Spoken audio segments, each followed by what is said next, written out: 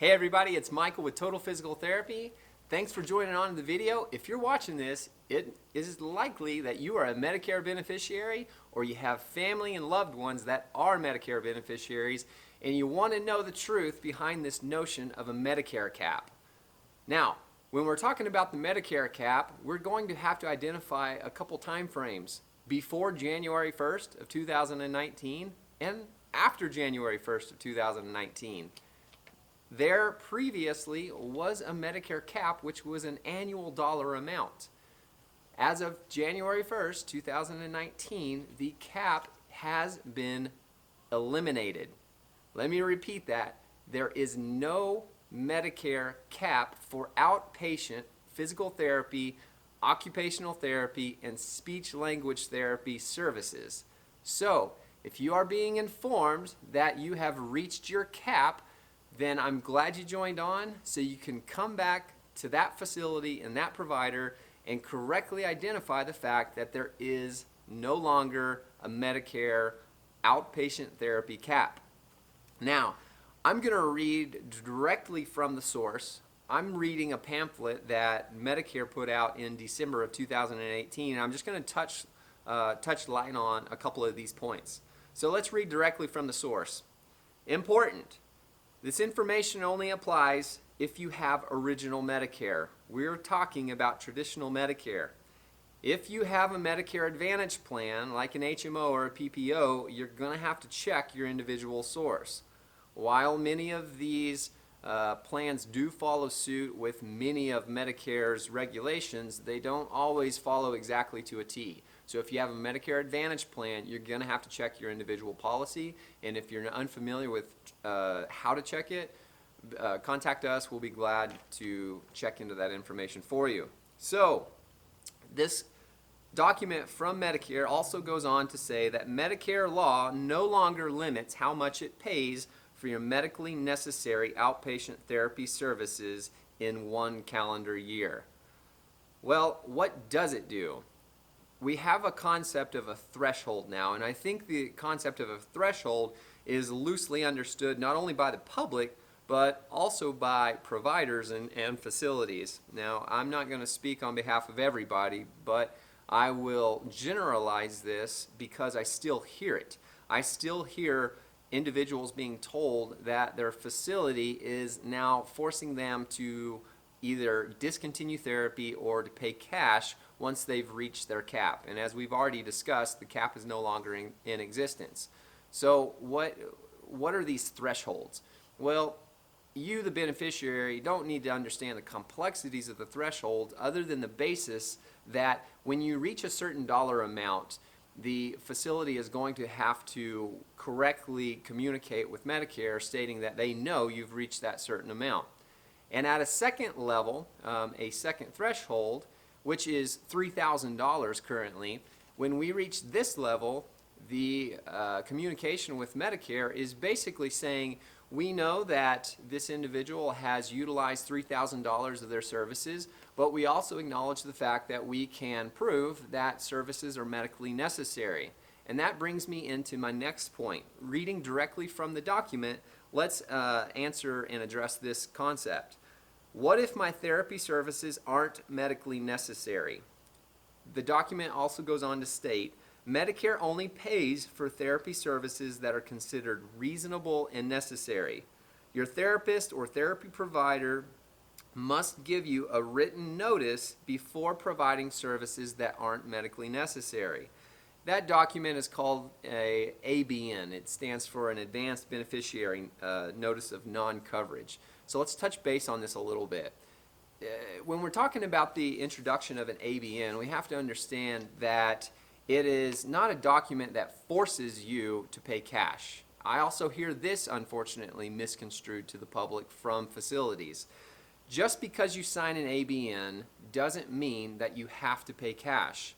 What an ABN serves is it serves as a document that states that the facility is going to provide a service that they feel is very unlikely that Medicare will pay, and in the event that they do not pay for this service, then you, the beneficiary, are responsible for the charges related to that service. Now, that doesn't necessarily mean an entire visit. It could, but it might just include one tiny piece of that visit. So that's important to keep in mind too. And still staying on this subject about whether you should be forced to pay cash or can a facility charge you cash, as we've already said, the answer is yes, they can charge you. Do they have to charge you? The answer is no.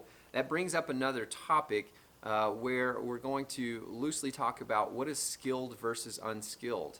Well, currently, as of now, because it's very popular, I'll bring the example of dry needling in. Dry needling is very popular around the country, around parts of the world, in fact. And while it is a service that does require some skill and training to be able to do it, you wouldn't want just an average person off the street to do your dry needling. Currently, as I speak in this video, dry needling is not recognized by Medicare, nor is it recognized by many other third payers. And so this would be an example where a certain portion of a treatment would not be covered by Medicare, and thus an ABN could be issued, and if you agree to that and sign that ABN, that document is reported to Medicare, and then that facility is allowed to charge you cash for those services. Well, let's take the other aspect of that, skilled versus unskilled. An unskilled delivery system might be something similar to this, which we also see a lot of individuals follow this path. An unskilled delivery might be the openness or the availability of a certain facility in terms of having access to their equipment, their exercise instruction. Maybe they have group exercise instruction that is not specifically directed towards your needs, but directed towards the needs of a broader audience. These would be considered unskilled delivery systems, although they may be very well, it may be a very likely approach to addressing your concerns. It is, in the eyes of Medicare, an unskilled service, meaning a licensed professional does not have to provide that service for you to receive benefit from that. So we need to be able to correctly decipher what is skilled versus unskilled, and I'll hit another few examples later on this concept. But that does clarify the question about, can a facility or a provider charge me cash when I'm a Medicare beneficiary? The answer is yes, but it's a little bit more in depth, and it depends. What they cannot do is say that you've reached this untrue notion of a cap and then force you to pay for their services. My last point. With the elimination of the cap, does this mean that you have unlimited services? Once you've hit that ultimate $3,000 threshold, can you just continue going on because there is no concept of a cap? The answer to that is no, and as I've already discussed previously, this notion of medical necessity still needs to be in play.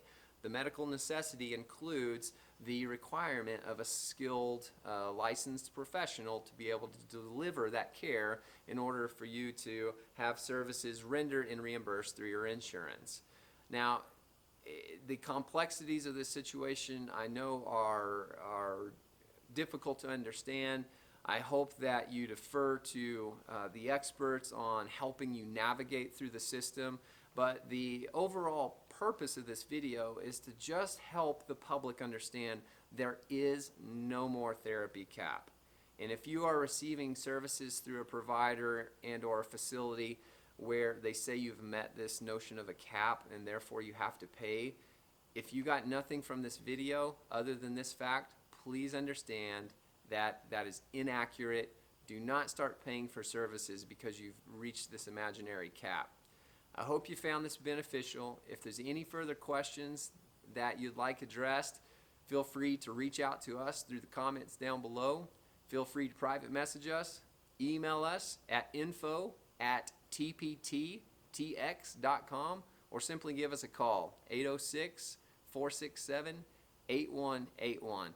Thank you everybody for watching. Enjoy the rest of your day.